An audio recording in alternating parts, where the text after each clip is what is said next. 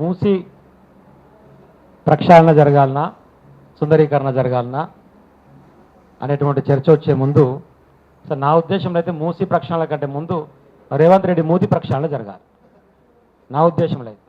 ఎందుకంటే ఇందాక నరసన్న గుర్తు చేసినట్టు ముఖ్యమంత్రి స్థాయిలో ఉండాల్సినటువంటి భాష లేకుండా ఇష్టం వచ్చినట్టు నోటికి ఏదొస్తుంది మాట్లాడుతూ రాజకీయాల్లో ఉండేటువంటి ఒక మంచి పరిపక్వతను ప్రదర్శించకుండా చిన్నపిల్లాడి చేష్టలు.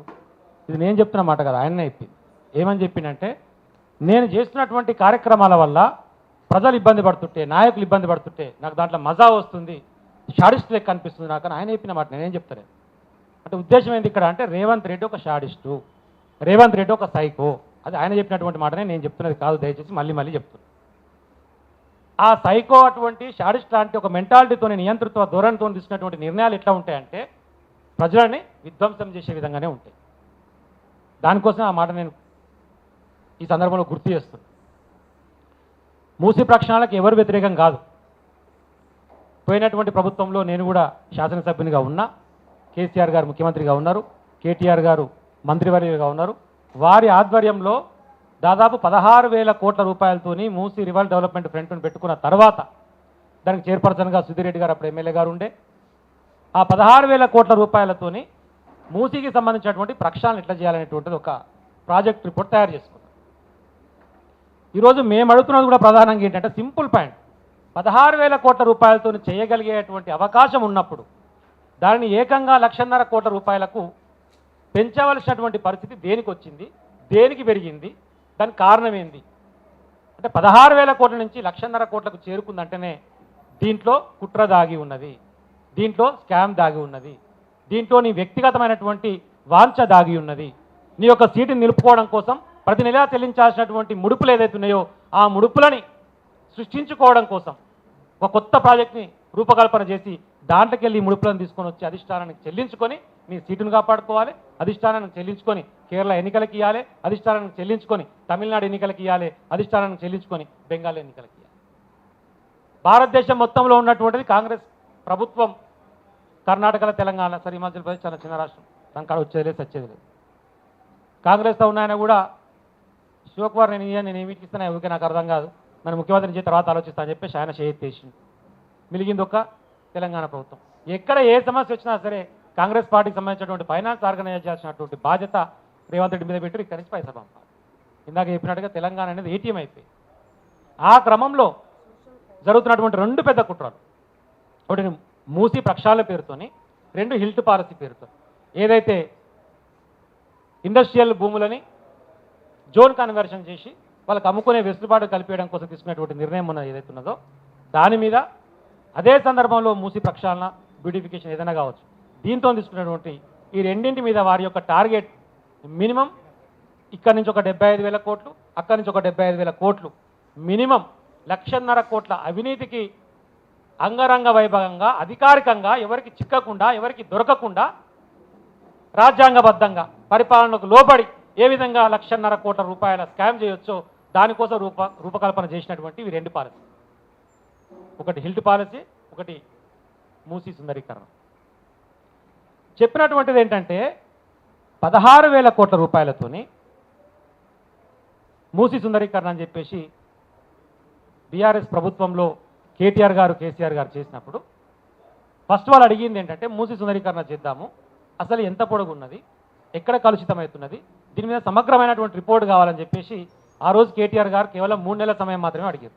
3 నెలలు నాకు రిపోర్ట్ కావాలని చెప్పేసి అధికారులను అడిగింది. కానీ సమగ్రమైనటువంటి రిపోర్ట్ని తయారు చేసి అధికారులు ఇవ్వడానికి 3 సంవత్సరాలు పట్టింది. అసలు ఎక్కడి నుంచి వస్తున్నది? ఇందాక మీరు చెప్పే రూట్ కాజ్ ఏదైతే ఉన్నదో అల్లకి రావాల్సినటువంటి వ్యర్థాలను ఎట్లా ఆపాలి, ఇండస్ట్రియల్కి వచ్చేటువంటి వాటిని ఎట్లా ఆపాలి, దాని కంటిన్యూషన్లు ఏం చేయాలంటే మరి నాలా కావాలి, అది మూసిలో కలవద్దు. మరి నాలాలు కావాలంటే ఏం చేయాలి? నాలాలకు సపరేటు నాలా స్ట్రాటజికల్ డెవలప్మెంట్ ప్లాన్ సపరేట్గా చేసి దానికి సపరేట్ నిధులు సమీకరించి దానికోసం సపరేట్గా నిధులు పెట్టి దాదాపు 1,200 కోట్లు పెట్టి నాలాలను ఎట్లా డెవలప్ చేయాలి, దానివల్ల దీంట్లోకి వచ్చేటువంటి వ్యర్థాలను మరలించడానికి ఏం అవకాశం ఉంది. అదే సందర్భంలో ఉన్నటువంటి మూసీ మీద ఎస్టీపీ ప్లాంట్ అని ఎన్ని తీసుకురావాలి, దాదాపు అప్పుడు ప్రతిపాదించింది 70 ప్రతిపాదించింది. ఆ రోజు కేటీఆర్ గారు వారికి వచ్చిన రిపోర్ట్ తర్వాత ప్రతిపాదించినవి 70. 70లో మొట్టమొదటిగా బడ్జెట్ కేటాయించి ఆ రోజుకు మొత్తం స్టార్ట్ చేసినాయి 31 లేదా 32. అవన్నీ కూడా కంప్లీట్ ఎప్పుడైనాయి అంటే ఈ గవర్నమెంట్ వచ్చినాక కంప్లీట్ అయ్యి. మన గవర్నమెంట్ ఉన్నప్పుడు మొత్తం కంప్లీట్ అయ్యి ప్రారంభం జరగలే.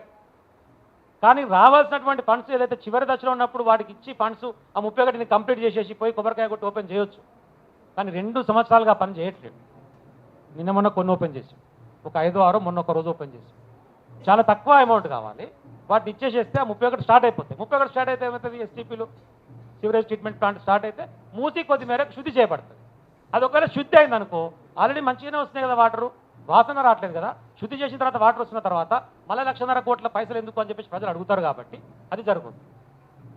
దాంతోపాటు 70లో 31 పోయిన తర్వాత మిగిలినటువంటి 39 లేదా 38కి కూడా ఆల్రెడీ అమృత్ స్కీమ్ ఏదైతే కేంద్ర ప్రభుత్వం పెట్టిందో ఆ అమృత్ స్కీమ్ ద్వారా శాంక్షన్ అయ్యి ఉంది. వాటికి కూడా డబ్బులు కేంద్ర ప్రభుత్వం నుంచి శాంక్షన్ అయి ఉన్నది. కానీ అమృత్ స్కీమ్లో ఉండేటువంటి పాలసీ ఏంది, 10% రాష్ట్ర ప్రభుత్వం కట్టాలి, 90% కేంద్ర ప్రభుత్వం ఇస్తుంది డబ్బులు. మరి ఆ 10% కడతావా నువ్వు రాష్ట్ర ప్రభుత్వం నుంచి అంటే ఇప్పుడు దాకా కట్టలేదు. మరి 10% నువ్వు రాష్ట్ర ప్రభుత్వం నుంచి కనుక కడితే 90% కేంద్ర ప్రభుత్వం ఇస్తే ఆ మిగిలిన 38 కూడా కంప్లీట్ అవుతాయి కదా. అంటే 70 సివరేజెస్ ప్లాంట్లు కనుక కంప్లీట్ అయిపోతే మూసీకి సంబంధించినటువంటి కనీసం 10%, 20%, 30% ఎంతో అంత 50% కనీసం శుద్ధి చేయబడుతుంది కదా. కానీ ఇవి చేయడు. అమృత పథకం ద్వారా వచ్చిన దానికి ఒక 10% అమౌంట్ పే చేస్తే 90% కేంద్ర ప్రభుత్వం ఇస్తుంది రెడీగా ఉన్నాక. ఈ 10% ఇప్పటికి పే చేస్తే 2.5 సంవత్సరాల నుంచి మిగిలినటువంటి 38 నేను చెప్పేది వచ్చినటువంటి 31 ఆల్రెడీ నడుస్తున్నాయి, అయిపోయినాయి. ఏంది కారణం, ఇవి కంప్లీట్ అయితే ప్రజలు తిరుగుబాటు చేస్తారు. దేనికి రా రేవంత్ రెడ్డి లక్షన్నర అని చెప్పేసి నన్ను అడుగుతారు, 1,00,000 కోట్లు ఎందుకు పెట్టినా నన్ను అడుగుతారు. కాబట్టి ఏం చేయాలి, వాటిని పక్కకు పెట్టేసేయాలి, ప్రజలకు అర్థం కాకుండా చేయాలి. ఆయనకు తెలిసింది ఒకటే ఒక దందా, రియల్ ఎస్టేట్. ఆయన చెప్తాడు రియల్ ఎస్టేట్కు ఏంటది కాపీరైట్స్ నాకే ఉన్నాయంటాడు. ఆయన అంటాడు మాట్లాడుకుంటా రియల్ ఎస్టేట్కు కాపీరైట్స్ ఉన్నాయి నాకు అంటాడు. కానీ రియల్ ఎస్టేట్ ముఖ్యమంత్రి అనేటోడు రియల్ ఎస్టేట్ కాదురా ఆయన చేయాల్సింది. ముఖ్యమంత్రి రియల్ ఎస్టేట్ కాదు చేయాల్సింది, ప్రజలకు సంబంధించినటువంటి పరిపాలనలో భాగంగా ప్రజలకు ఏం కావాలనో దాన్ని అందించాల్సినటువంటి బాధ్యత. పారిశ్రామికీకరణ కావాల్సిందే, ఇండస్ట్రీస్ రావాల్సిందే, మూసి సుందరీకరణ చేయాల్సిందే, ప్రజలకు సంబంధించినటువంటి వెల్ఫేర్ స్కీమ్స్ కూడా నువ్వే కదా చేయాల్సింది, బాధ్యత నీదే కదా. ఇందాక ఓఎన్ఆర్ గారు గుర్తు చేశారు, ఇదే మేనిఫెస్టో ఖురాన్ అన్నావు, బైబిల్ అన్నావు, 420 హామీలు ఉన్నాయి, 6 గ్యారంటీల్లో 13 పథకాలు ఉన్నాయి, వాటిని కదా కంప్లీట్ చేయాల్సింది నువ్వు. మూసి సుందరీకరణ కానీ గాంధీ సరోవర్ పేరుతో ఆయన పెట్టేటువంటి విగ్రహం కానీ మేనిఫెస్టోలో లేనప్పుడు నువ్వు ప్రయారిటైజ్ చేసుకోవాల్సిన విషయం ఏంటిది అని ఓ నర్సన్ అన్నాడు, ఇందాక నంద్యాల నరసింహారెడ్డి గారు అన్నారు. నువ్వు ప్రయారిటైజ్ ఏం చేసుకుంటావు, దేన్ని పోస్తే రూపాయి లేదు, ఢిల్లీ పోతే చెప్పుల దొంగ లెక్క చూస్తారు, ఏం చేయమంటారు మరి నన్ను అని నువ్వే మాట్లాడతావు. మళ్ళీ ఇప్పుడు మాత్రం 5,000 కోట్ల రూపాయలతో విగ్రహాన్ని కడతాను. దేనికోసం, ఎవరి కోసం, ప్రజలు అడిగిర్రా? పోనీ నిజంగా నీకు బఫర్ జోన్ మీదనో, ఎఫ్టీఎల్ మీదనో, రిస్ట్రిక్టెడ్ ఏరియా మీదనో, ప్రొటెక్టెడ్ ఏరియా మీదనో నిజంగా అవగాహన ఉంటే ఓకే, మనం కూడా మాట్లాడవచ్చు. దేవాదులు ఏ బేసింది ఉందని చెప్పేసి అందరం కూర్చున్నప్పుడు అధికారులు నువ్వే దేవాదుల గోదావరి బేసినేనా నీ అమ్మ, నువ్వు ముఖ్యమంత్రివి, దేవాదుల ఏ బేసిన్ ఉందో తెలియదు. నిన్ను నమ్మి ఎట్లా ప్రజలు ఇప్పుడు నువ్వు సుందరీకరణ చేస్తా అంటే దీనికి ఏ బేసిన్ ఉందో తెలియనోడు, మూసి ఎడబుట్టిందో తెలియదు, అసలు మూసిగా పేరు ఏడుకొచ్చిన తర్వాత మారుతో తెలియదు, చెప్పమని రాయండి. ఇక వికారాబాద్లో అక్కడ పుట్టినకాడు ఇప్పుడు అది రాడారు ఒకటి పర్మిషన్ ఇచ్చాడు నావి వాళ్ళకు. అంటే మూసి పుట్టుకు ఎక్కడైతే స్టార్ట్ అవుతుందో తల్లి గర్భంలోనే చంపేస్తుండే రేవంత్ రెడ్డి. ఇక్కడికి వచ్చిన తర్వాత ప్రక్షాళన దేవుడెరుగు. ఎక్కడైతే ఆ గుట్టలలోకి వెళ్ళి అనంతగిరి గుట్టలలోకి వెళ్ళి మూసినది పుడుతుందని చెప్పేసి మనం అనుకుంటున్నామో అక్కడ నువ్వు రాడార్ నావి వాళ్ళకు రాడార్కి నువ్వు పర్మిషన్ ఇచ్చినావు. ఆ రేడియేషన్తో ఫస్ట్ నదే చచ్చిపోతుండే, పర్యావరణమే చచ్చిపోతుండే. తల్లి గర్భంలోనే మూసిని చంపుతున్నాడు రేవంత్ రెడ్డి. వానికి మూసి మీద ప్రేమ పెట్టుకుంటుంది, దాన్ని బ్యూటిఫికేషన్ ఎట్లా చేస్తున్నాడు అంటే నా పాయింట్ అది. వచ్చిన తర్వాత కిందికి వచ్చిన తర్వాత చెప్పారు ట్రయాంగిల్, ఇటు నుంచి మూసా వస్తుంది, అటు నుంచి ఈసా వస్తుంది, 2 కలిసిన తర్వాత గాంధీ సరోవర్ దగ్గర అనుకుంటా పాయింట్లో మూసి అవుతుంది, బాబుగాడి దగ్గర మూసి అవుతుంది. అసలు మూసి మొత్తం స్టార్టింగ్ నుంచి ఎండింగ్ వాడపల్లి దాకా కలిసింది అనుకుంటే 250 కిలోమీటర్లు ఉంటుంది, మొత్తం 250 కిలోమీటర్లు. 2,500 కిలోమీటర్లు ఉన్న గంగానది ప్రక్షాళన కోసం ఇందాక సీతారాం గారు చెప్పినట్టు 49,000 కోట్లు పెట్టిర్రు. అది 2 సంవత్సరాలు 2 బడ్జెట్లు పెట్టారు, ఒకసారి పెట్టలే. కేంద్ర ప్రభుత్వం 2 ఫేజెస్లో ఫస్ట్ ఒక బడ్జెట్లో దాదాపు 24,000 కోట్లు, రెండో బడ్జెట్ 24,000 కోట్లు పెట్టారు. వందల కిలోమీటర్లు ఉన్నటువంటి గంగా నది ప్రక్షాళన దానికి ఘాట్లు గిట్లతో కడితే 250 కిలోమీటర్లు ఉన్నటువంటి మూసికి మళ్ళీ 250 చేయటం 54 కిలోమీటర్లు చెప్తుండు. 54 కిలోమీటర్లకు 1,50,000 కోట్లు కావాలంటాడు. ఎట్లయితుంది? ఏంది లెక్క? ఏ లెక్క ప్రకారం అవుతుంది? ఇంకా నేను సింపుల్ అది చెప్తా. ఇప్పుడు మీరు చెప్తున్నటువంటి ఈ మాటల ప్రకారం నాకు అర్థమైంది ఏంటంటే దాదాపు 10,000 కుటుంబాలు రోడ్డున పడతాయని రాస్తారు మన వాళ్ళు చెప్పే రఫ్ లెక్క. 10,000 కుటుంబాలు దీపారు వాళ్ళు చెప్పే మాట 10,070 కుటుంబాలు రోడ్డున పడతాయి అంటారు. నేను సింపుల్గా ఏమంటున్నానంటే కాకి లెక్క కుటుంబానికి ₹1,00,00,000 ఇస్తే కూడా 10,000 కోట్లు అయితే లేవు కదా.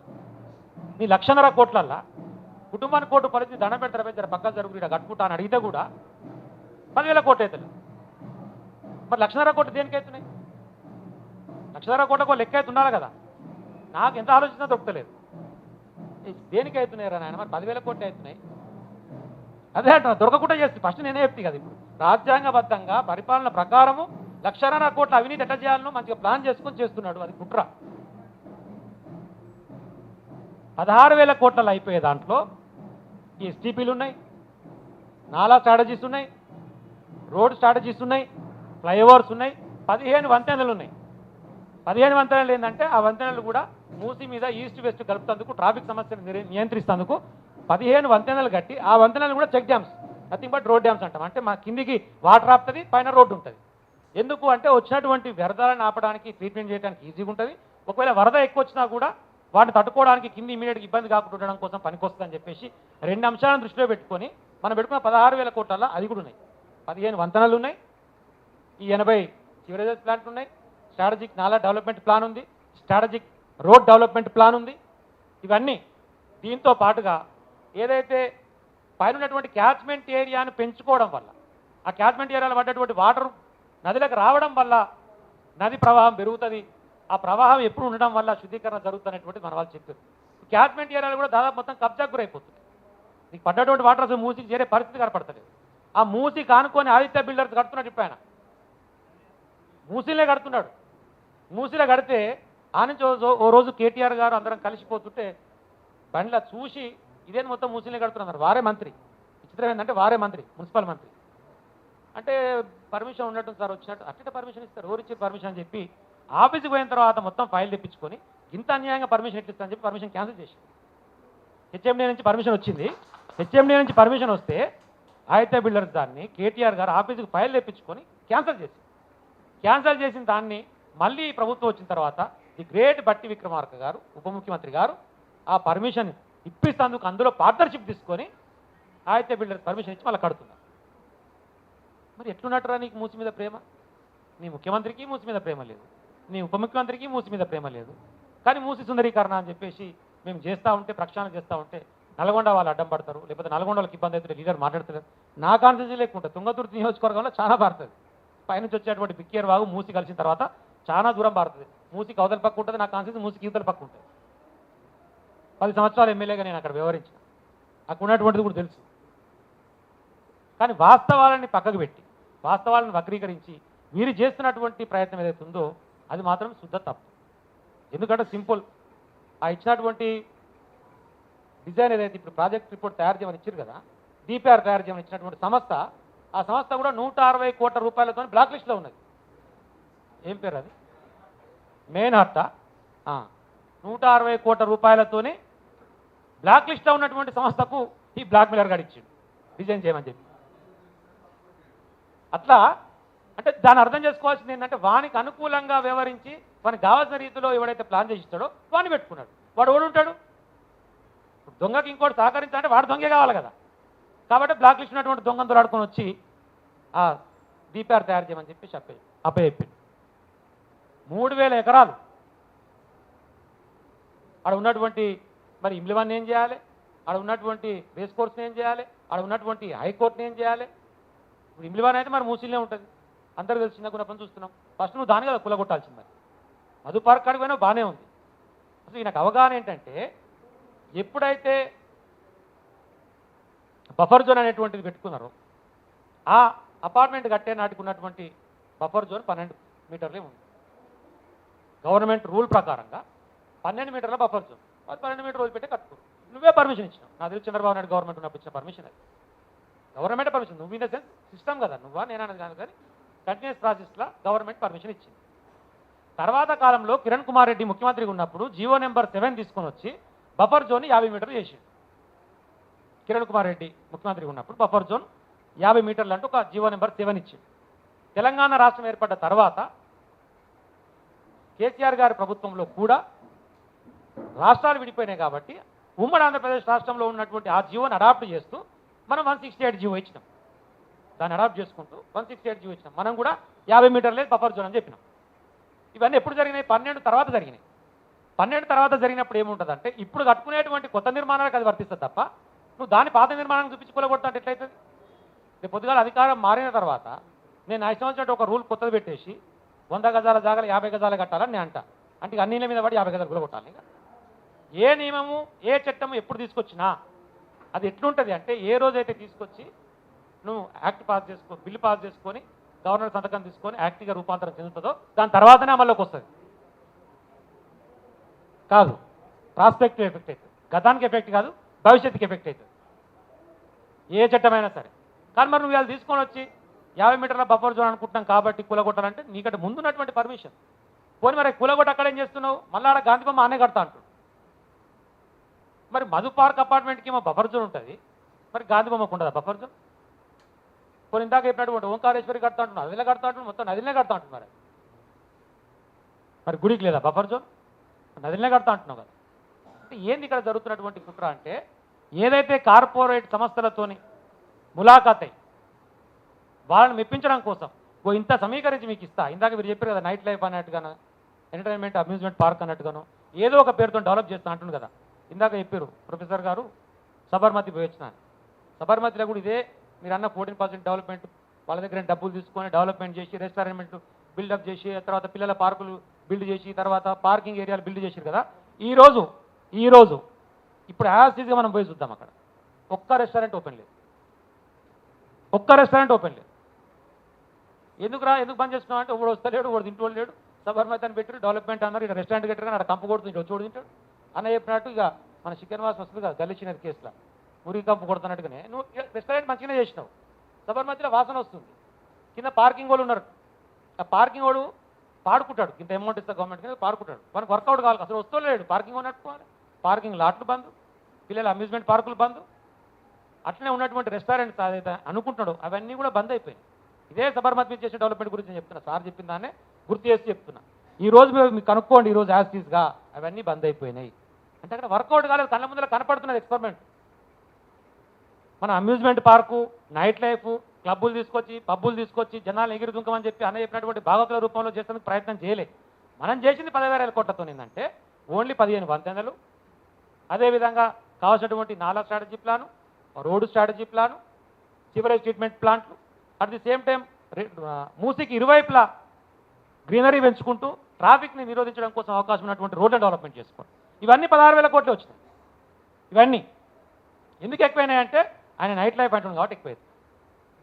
దీంట్లోనే ఇంకో కుట్ర అంటే ఎంత అవకాశం వస్తే అంత దోచుకోవడానికి ప్రయత్నాలు ఎట్లుంటాయంటే వచ్చినటువంటి మూసీ నది పునరుజ్జీవాన్ని ఎట్లా చేసుకుందాం అనేటువంటి ఒక సందర్భం వచ్చినప్పుడు ఏదైతే కాళేశ్వరం నుంచి వచ్చేటువంటి గోదావరి నదిని వెనక్కి తీసుకొని మేడిగడ్డ నుంచి Sundilla, Annaram, Yellampalli, Nandimedaram, Gayatri pump house, Lakshmi pump house దాటుకొని మిడిమాందేర్కి వచ్చి మిడిమాందేర్ నుంచి మల్లన సాగర్కి వచ్చి మల్లన సాగర్ నుంచి కొండపోచమ్మ సాగర్కి వచ్చిన తర్వాత కొండపోచమ్మ నుంచి హైదరాబాద్ తీసుకొచ్చి ఇక్కడ ఉన్నటువంటి మూసీలో మనం వాటర్ వేయాలి. దానివల్ల మొత్తం కూడా నీట్గా కింది పోతే గోదావరి జలాన్ని తీసుకొచ్చి ఇక్కడ కనెక్ట్ చేయాలని చెప్పేసి కేసీఆర్ గారు ప్రతిపాదించారు.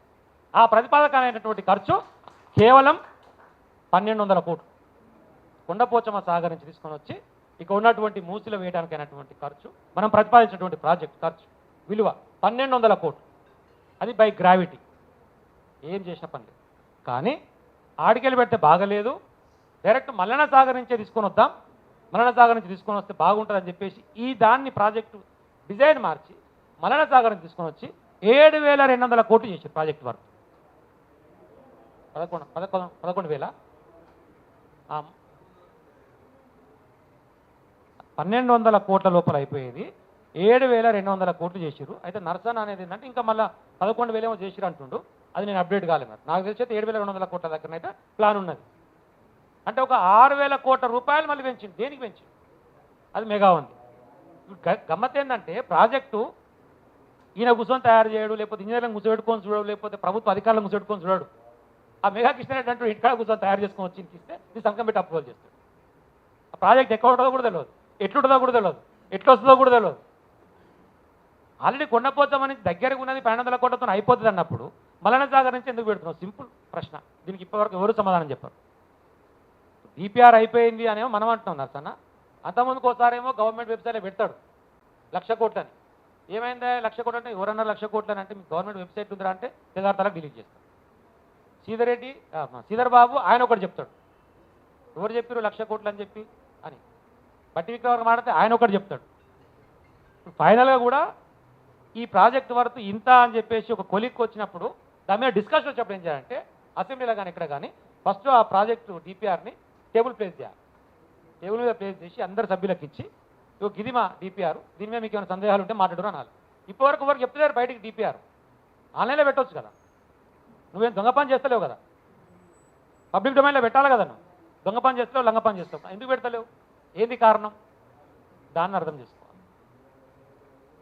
వస్తున్నటువంటి బఫర్ జోన్ ఏంది, రిస్ట్రిక్టెడ్ ఏరియా ఏంది, దాన్ని ప్రొటెక్టెడ్ చేసుకోవాల్సినటువంటి నదికి సంబంధించినటువంటి ఏరియా ఏంది, వీటన్నింటినీ దశల వారీగా అర్థం చేసుకుంటేనే రేవంత్ రెడ్డికి అర్థమవుతుంది.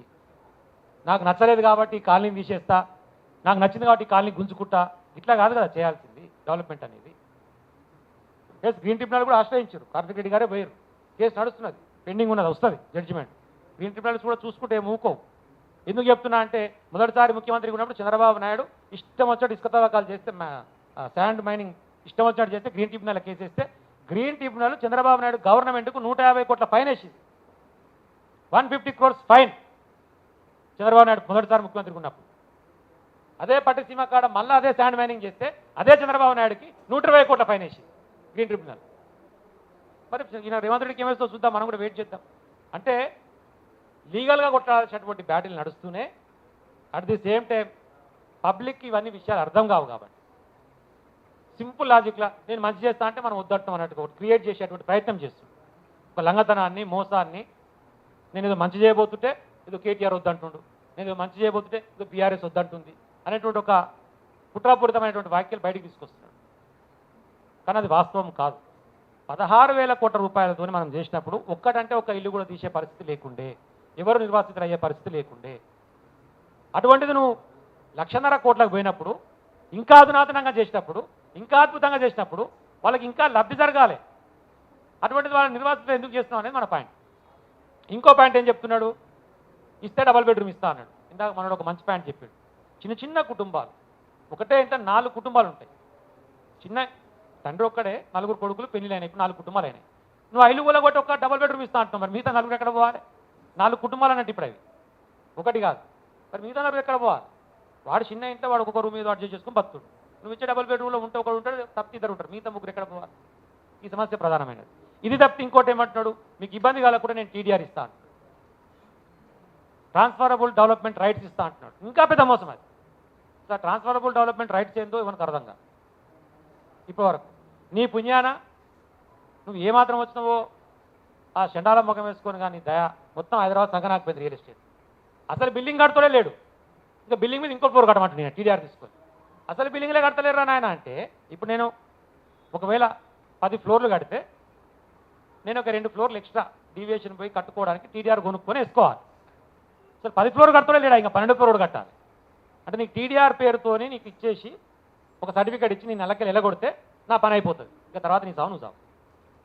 టీడీఆర్ పేరుతో నువ్వు ఇచ్చేటువంటి అమౌంట్స్, మార్కెట్లో జరుగుతున్నటువంటి ట్రాన్సాక్షన్స్, టీడీఆర్కి ఇచ్చేటువంటి 100% అమౌంట్ ఎక్కడ రాదు, మ్యాక్సిమం 30% వస్తుంది, మ్యాక్సిమం 30% వస్తుంది. నువ్వు 1 కోటి రూపాయలు టీడీఆర్ ఇస్తావు అనుకో, 30 లక్షలు కూడా రావు. మళ్ళీ 30 లక్షలు ఒకవేళ వాళ్ళ దగ్గర నుంచి ట్రాన్స్ఫర్ అయినాయి అనుకో, దానికి మళ్ళీ 18% ట్యాక్స్ కట్టుకోవాలి గవర్నమెంట్ ఐటీకి. మళ్ళీ 30 లక్షల్లో 15% వాడు గవర్నమెంట్కి కట్టాలి. వానికి వచ్చేది పాపం. ఆ వచ్చిన వైట్ అమౌంట్లో కూడా 15% ట్యాక్స్ పోయిన తర్వాత ప్రజలకు వచ్చేది ఏంటి, అది టీడీఆర్ 30% అమ్మితే. ఈయన ఏం చేసి నువ్వు లేదు టీడీఆర్ అమ్మకం ఉంటుంది, నేను కొత్త రూల్ తీసుకొస్తాను, మొన్న ఒక జీవో తీసుకొని వచ్చి ఇంతకుముందు 10 ఫ్లోర్ల తర్వాత టీడీఆర్లు యాక్సెప్ట్ చేసేది, నేను ఇప్పుడు 5 ఫ్లోర్ల నుంచి యాక్సెప్ట్ చేస్తున్నా. ఒక 5 ఫ్లోర్లు కట్టినోడు 6 ఫ్లోర్ వేసుకొని టీడీఆర్ తీసుకోవచ్చు. అట్ ది సేమ్ టైం ఎవరైతే హైరేజ్ బిల్డింగ్లకు పోతున్నారో వాళ్ళు 5వ ఫ్లోర్ దాటిన తర్వాత ప్రతి ఒక్క ఫ్లోర్కు 10% టీడీఆర్ కొనాల్సిందే అని ఒక కొత్త రూల్ తీసుకొని వచ్చి మొన్న జీవో పాస్ చేసి.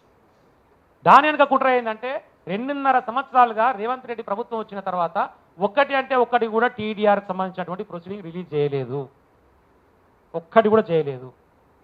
మరి ఎట్లా ఎందుకు తీసుకొచ్చారు రూల్? ఏవైతే గతంలో ఉన్నటువంటి టీడీఆర్ అన్నీ కూడా వాళ్ళకి సంబంధించినటువంటి 6-4 బ్యాచ్ ఏదైతే ఉంటారో వాళ్ళందరూ కలిసి అన్నీ కూడా కొనుక్కొని పెట్టుకున్నారు. మొత్తం మార్కెట్ నువ్వు ఎక్కడైనా కనుక్కో, ఎవరైనా కనుక్కో, ఇప్పుడు వాళ్ళ దగ్గర తప్ప రేవంత్ రెడ్డి వాళ్ళ ఫ్రెండ్స్ వాళ్ళ కుటుంబం దగ్గర తప్ప టీడీఆర్ హైదరాబాద్లో ఎవరి దగ్గర లేదు, ఎవరి దగ్గర లేదు.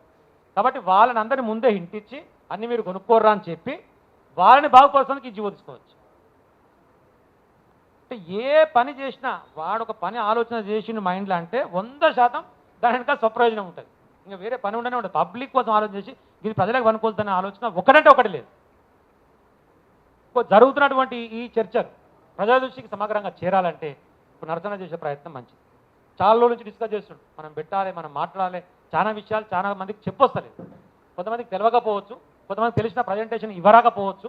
కొన్ని విషయాలు మనం స్పష్టంగా చెప్పాలి అని చెప్పేసి పదే పదే అనుకొని ఒక 10 days నుంచి వారు ఆలోచన చేసి పర్యావరణానికి సంబంధించింది, ప్రకృతి ప్రేమికుడు కాబట్టి వెంకన్న కంపల్సరీ ఉండాల్సిందే, మనం ప్రొఫెసర్ పిలుచుకుందాం, నీ దగ్గరికి వెళ్ళి కూడా మూసి బాగానే పోతుంది, చాలా మంది కన్ఫ్యూజ్ అవుతున్నారు, నల్గొండలు కూడా నువ్వు కూడా రా అని చెప్తే మంచి ప్రయత్నం. ఈ తెలంగాణ సోషల్ ఫౌండేషన్ కూడా కేసీఆర్ గారు ఇనాగ్రేట్ చేసిందే ఏ ఇయర్ అన్న 2012లో రాజ్ బంజారాలో వారే వచ్చి ఇనాగ్రేట్ చేసి అప్పటి నుంచి ఇట్లా అంటే ఒక న్యూట్రల్ వేదిక మీద నుంచి మనం మాట్లాడాల్సిన సందర్భం వచ్చినప్పుడు ఈ తెలంగాణ సోషల్ ఫౌండేషన్ ముందుకు వస్తుంది. దానికి ఎప్పుడు ఏది మాట్లాడినా పొద్దున మా శ్రీధర్ సార్ ఏదైనా ఇష్యూ రాగానే ఇష్యూ డిస్కస్ చేసి దాని మీద ఒక విశ్లేషణ ఎట్లా చేస్తే బాగుంటుంది. వారు కూడా పూర్తి సహకారంతో ఈరోజు ఇంత మంచిగా రౌండ్ టేబుల్ సమావేశం ఏర్పాటు చేసుకోవాలి. కానీ నేను ఒకటే గుర్తు చేసేది, దయచేసి నీ బిడ్డ మీద ప్రేమ ఉంది, మనం 100 కోట్ల రూపాయలతో పెద్ద బిల్డింగ్ కట్టించినాం, అల్లుని గిఫ్ట్ ఇచ్చినాం ఆంధ్రోనికి, మాకేం అభ్యంతరం లేదు అని సొంత విషయం. దాన్ని మేము ప్రశ్నించాం. 100 కోట్లతో ఇల్లు కట్టుకొని అల్లునికి గిఫ్ట్ ఇచ్చుకో, దాని గురించి మేము మాట్లాడాం. కానీ దయచేసి 100 కోట్ల ఇల్లేమో నీ అల్లునికి, నీ బిడ్డకు, నీ మనవనికి అక్షరాభ్యాసం చేసుకుంటూ మంచిగా విలాసవంతమైన జీవితం గడుపుకొని పేదల జోలికి వచ్చి వాళ్ళ ఇళ్లలకు జొరబడి వాళ్ళ ఇళ్లకి వెళ్ళి పంపించి వాళ్ళ బ్రతుకులను కూలుస్తామంటే ఖబర్దార్ రేవంత్ రెడ్డి, ఇది మంచి పద్ధతి కాదు అని చెప్పి మాత్రమే హెచ్చరిస్తాం. ఇది మంచి పద్ధతి కాదు.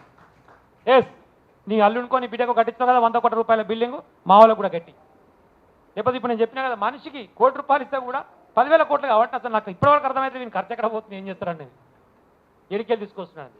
సరే రేస్ కోర్స్ వాళ్ళని పిలిచిండు, వాళ్ళకి ఏదో ముచ్చట చెప్పిండు, వాళ్ళతో సంతకం పెట్టించుకొని మీకు ఇక్కడ వేరే దగ్గర ఇస్తా అన్నాడు, వాళ్ళని జమ చేసుకోండి, మొత్తానికి వాళ్ళ కాడ ఉన్నటువంటి ల్యాండ్ జమ చేసుకోండి. ఉస్మానియా కూడా అంతే, మీకు వేరే కాడ. అరే మనం ఉస్మానియాని బాగు చేస్తామంటేనేమో హెరిటేజ్ అని చెప్పేసి పెద్ద పంచాయతీ అప్పుడు అన్నీ హైకోర్టుకు 100 ఎకరాలు.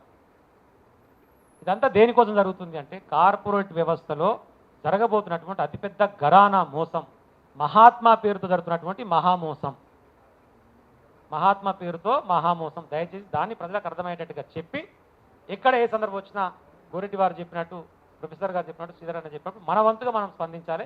విద్యార్థులకు మీరు ముందాలి. కొంతమంది అంటారు విద్యార్థులకు ఎందుకై, విద్యార్థులు అంటే ఓన్లీ ఎడ్యుకేషన్ మీదనో విద్యా వ్యవస్థ మీదనో సమస్యల గురించి మాట్లాడతారని కాదు, తప్పది. సామాజిక స్పృహ ఉండాలి మనిషి అంటోనికి. విద్యార్థులు ఏ విషయం మీదైనా మాట్లాడతారు, నువ్వు ఏ లంగ పని చేసినా ప్రశ్నిస్తారు, ఏ దొంగ పని చేసినా ప్రశ్నిస్తారు. ప్రతి దగ్గర అదే కదా జరుగుతున్నది. ఏ చిన్న విషయం తీసుకున్నా లంగతనము, మోసము, అబద్ధాలు ఎక్కడైనా తీసుకోండి.